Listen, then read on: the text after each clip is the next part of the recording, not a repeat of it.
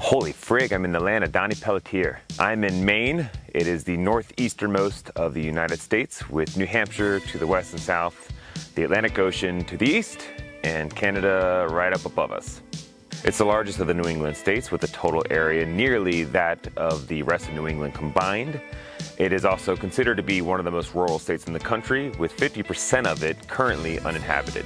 Yes, of course, though, there are plenty of towns and communities throughout vacation land, of which many are considered to be small and categorically quaint. And today I find myself in what might be the very best mountain town in Maine and possibly all of New England. My name is Brice Shirbach, and this is Underexposed in Bethel, Maine. Bethel is home to 2,500 people and is nestled snugly among some of the oldest mountains on the planet, with the tallest peaks of the Northeast just a stone's throw away to the west in New Hampshire, and the rugged Mahoosucs to the north and east of town. It's a place renowned for its year-round outdoor recreation, with skiing and snowboarding, Nordic skiing, fly fishing, paddling, and hiking opportunities in every single direction. Mountain biking is obviously among those opportunities and has been a particularly big part of the fabric of this community in recent years, with Mount Abram opening its bike park in 2019, and Bethel-based Inland Woods and Trails doing amazing work to secure thousands of acres of land, including the 978-acre Bethel Community Forest. The terrain here is unbelievably good, with copious amounts of loamy and dumpy soil, more rock slabs than your brain can comprehend, and thousands of feet of relief to play on.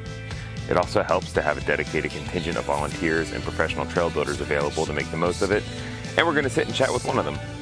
Max Southam is the director of the Bike Park Trail Crew and has also put in countless hours as a volunteer, building some of the most progressive and stunning trails in the community forest. He's young, he's dedicated to his community, and he's helped leading the charge for Bethel to stake its claim as one of the preeminent places for mountain biking in all of New England. My name is Max Southam, and I'm the trail crew manager up here at Mount Abram. Yeah, life in Bethel is definitely interesting. It's a small town. I think there's about 2,000 people here full-time, but it's definitely built as a tourist industry town.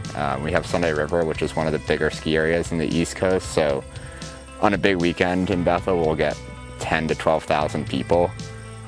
So we've got restaurants, we've got hotels, but certain times of the year it's definitely really quiet, really like you feel like you've got some good solitude. But then in the winter, if you stick around for the winter, it gets pretty crazy on the weekends. It's hard to get food at the grocery store. There's tons of social opportunity, tons of seasonal employment opportunity. Yeah, traditionally winter is king here with Sunday River and even Mount Abram. Tons of skiers coming from Massachusetts, Portland, all over Maine and New England. It's definitely a lot of people's favorite spot to come in the winter. And we're seeing a lot of those same people coming back in the summer, because they're realizing their second homes or their condos, or like even they see stuff on Instagram or social media of how beautiful Bethel is in the summer, and they've been here in the winter and loved it. Now they come back, and we're starting to see them coming back in the summer and trying mountain biking, trying hiking, seeing all sorts of stuff. So the tourism industry is definitely blossoming and embracing the year-round opportunities here.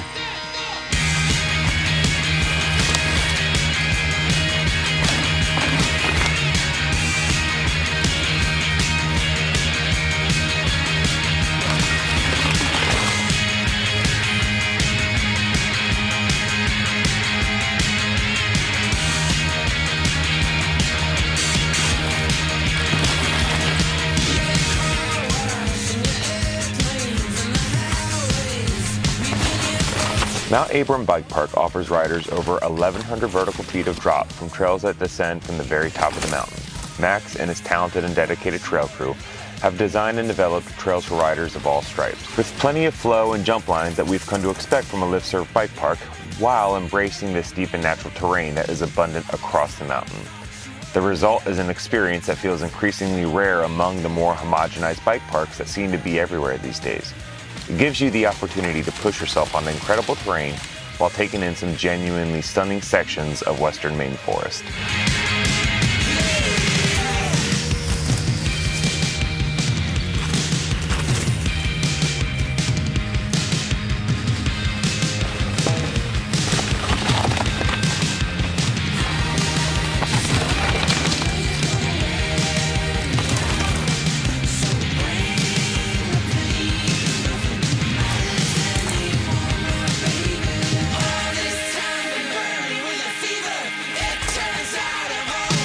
So I moved out to Portland, Oregon in 2015 for college.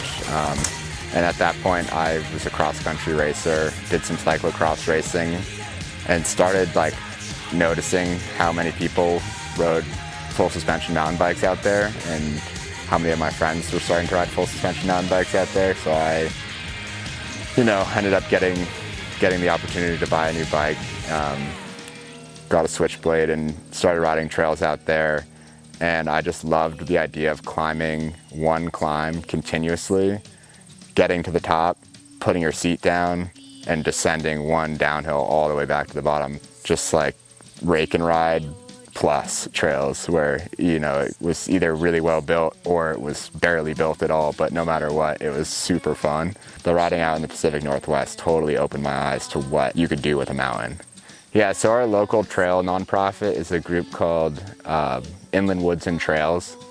They're a nonprofit that owns land and funds trail building on the land they own, which allows us to have the closest thing to public access land without it being government land. So in 2020, when I moved back, that was actually my first trail project, was building a cross-country loop with fun downhills in it out in that community forest. I think the community forest trails definitely offer something very different than what we have to offer at Mount Abram.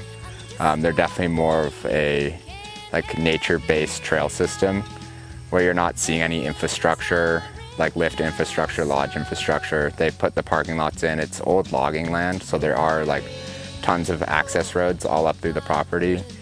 But other than that, it's land that's being used specifically for trails, and that's about it. So the forest is being managed, but the trails are part of that management plan. But it's it's kind of like the free natural option. You don't have to pay to ride the trails. They're still really high quality because they're built by the same people who are getting paid to build here. In 2022, Inland Woods and Trails was awarded a $10,000 IMBA Trail Accelerator grant, which was matched by Inland Woods and Trails to focus on a trail development plan. Bethel Community Forest and Bingham Forest currently have about 25 miles of trail, which include mountain bike single track, hike trails, and shared multi-use trails. The IMBA plan proposes a further 65 plus miles of shared use trail, which will also include single-track mountain bike trails over the next 15 years. The IMBA staff highlighted possibilities for dispersed trailheads and access points, diversity of trail types and skill levels, and a system that will have a link to both the town of Bethel and Sunday River Resort via the community access trail, which is currently under construction.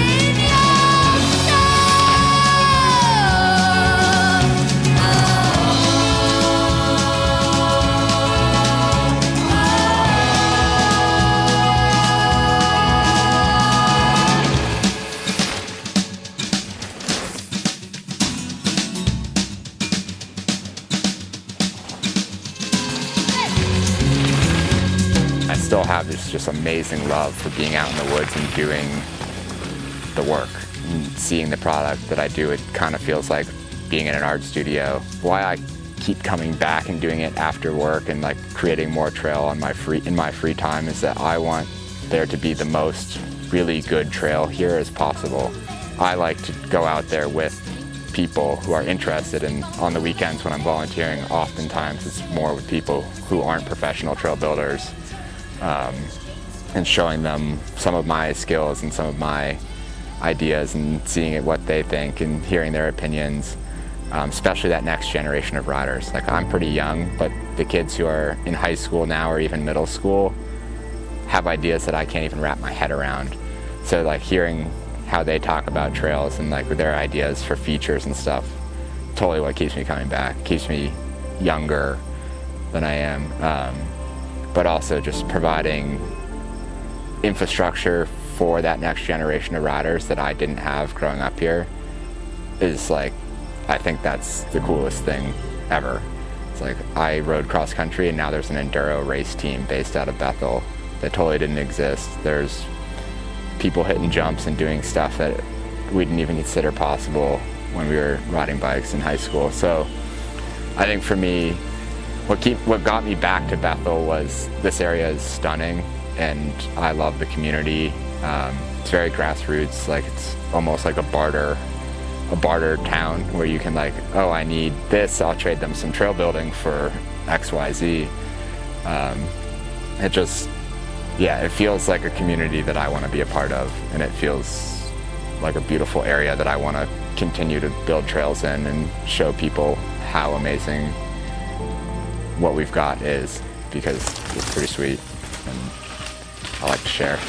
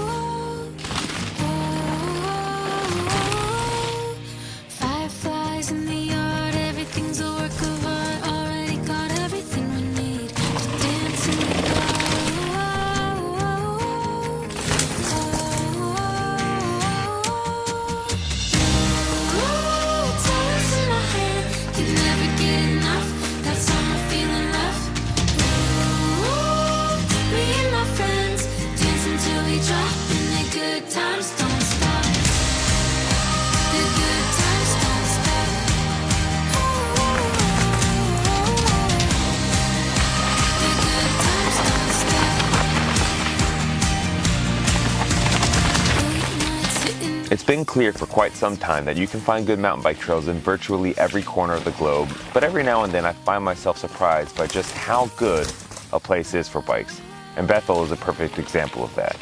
It's filled to the brim with top-notch trails and is set to see even more arrive in the years to come. But the surprise for me went well beyond the terrain. It's the people here who helped to set it apart. There's no gatekeeping here or anything along those lines. In fact, it's just the opposite. They're stoked to share their goods with the rest of us. Good trails go a long way, but good people will take you even further, and luckily for those who call this place home, or for tourists like me, it has plenty of both.